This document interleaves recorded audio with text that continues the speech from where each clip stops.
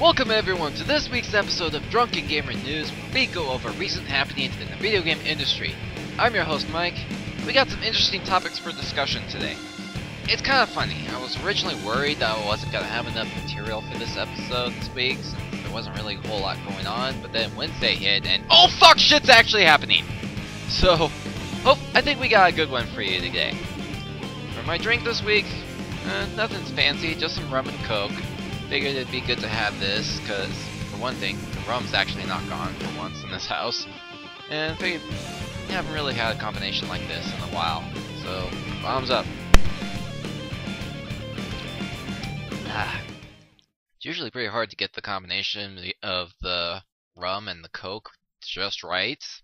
I think it's like 2 parts coke, 1 part rum.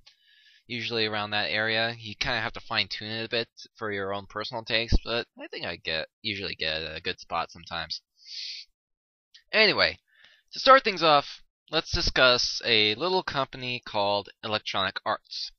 Recently, a website called The Consumerist revealed the results of their yearly poll for Worst Company in America, a contest that is voted on by users of the website.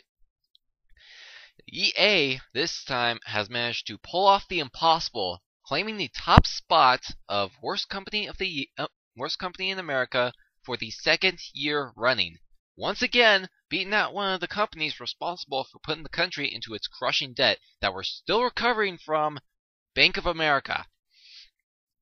Some of the reasons cited for EA taking the top spot include rushed out games that feel incomplete, such as the launch debacle of SimCity, and the controversial ending for Mass Effect 3, monopolizing game franchise like the NFL brand and charging customers out the ass for yearly releases with few changes, and piss-poor customer service. Apparently, all of this was seen as more notorious behavior than the bank being complete assholes and ruining the economy, as EA managed to take in 78% of the votes and the dishonor of being the first company to win back-to-back Golden Poo Awards. Now, some people may see something wrong with this when you consider the fact that Bank of America is very much a bunch of rich bastards that are apparently okay with watching those beneath them go bankrupt so that they can profit off of their dismay. But there is some logical reasoning behind this, as Bank of America is, like the name says, an American-based company. Obviously, the effects of their misdeeds aren't going to matter much to people who live in other countries. On the other hand, Electronic Arts is a game company that has locations and services all over the world, and the hate for their practices goes even beyond those of America's borders. Now, if you'll recall, Germany actually sued the company a couple of years back because they believed that EA's online service Origin was using spyware to watch its customers' actions. When you have a company that is hated not just on American soil, but halfway across the world as well for the kinds of shit that you pull, you know you fucked up somewhere. Of course, it doesn't really help your cause when you blame the results on purely fictitious possibilities. This includes trying to create a story that players hate the company because they dislike whichever player is being portrayed on the cover of Madden game boxes, along with blaming a large portion of the hate on homophobes, likely referencing when people raised a stink when it was revealed that Star Wars The Old Republic would allow for same-sex relationships in a planned update, and the usual same-sex relationships they can usually find in Mass Effect. You pompous, stuck-up, snot-nosed, English, giant, twerp, scumbag, fuckface, dickhead, asshole! Talk about poor PR management. So, congratulations to you, Electronic Arts. You hate your customers, you monopolize franchises and run them into the ground, put out half-assed releases that serve no purpose but to flood the market, and force your half-baked microtransaction systems onto others. Best of all, you even make up a bunch of bullshit for why people hate you to cover up all of your crooked schemes. Here's to our worst company in America for the 2nd year running. And furthermore, you can all go fuck yourselves. And speaking of companies fucking up, Microsoft. Word has come out with some leaked aspects that the next Microsoft console, currently codenamed Durango, will require, besides a $500 price tag, but also a constant internet connection to always be in use, though for exactly what purpose we don't really know as of this point. Naturally, when one hears of always-on DRM shenanigans, you tend to think back to rough spots like the controversial Diablo 3 launch, in which 6 million people all over the world tried to log in at once and clogged the servers up, and SimCity's recent launch, in which EA was just being retarded and couldn't be arsed to have their own servers ready for a small fraction of that number. Where did you learn your trade, you stupid fucking cunt? The point here is, games that require a constant internet connection just to function are never going to end well.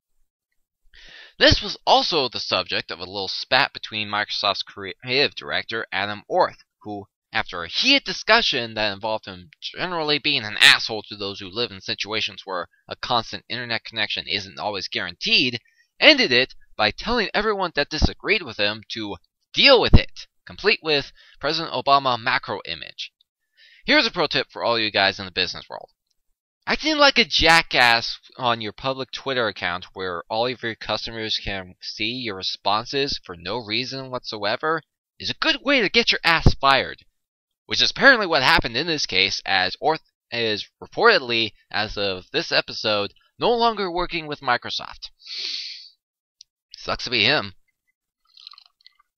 However, the discussion about always requiring an internet connection is still going on, despite the removal of Orth from the company. More so because we still don't know just what the flying fuck the console itself is capable of. Supposedly, it's going to be kind of like a console slash cable box slash entertainment setup.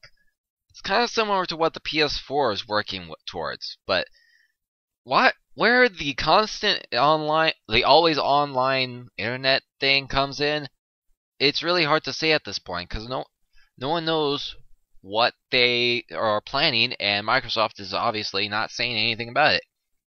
But they will be doing their big reveal of Durango supposedly on May 21st, so we should hopefully get all of our answers by then. Let's just hope that it goes better than Sony's PS4 reveal and doesn't include things like awkward puppet shows and all that stuff. That's it for this week, folks. Make sure you hit the subscribe button underneath the video, like the video as well if you enjoyed the episode, and if you haven't checked out the Facebook page yet, get on over there so that you can take part in the poll where you guys can get to decide on a new name for the channel. It's still going on, and I'll probably roll with what the results are by the end of this month, as I'm currently working on a bunch of other projects that require my attention and can't really attend to such things right now. Thanks a lot for watching. Again, get on that poll if you haven't already, and I'll see you guys next time.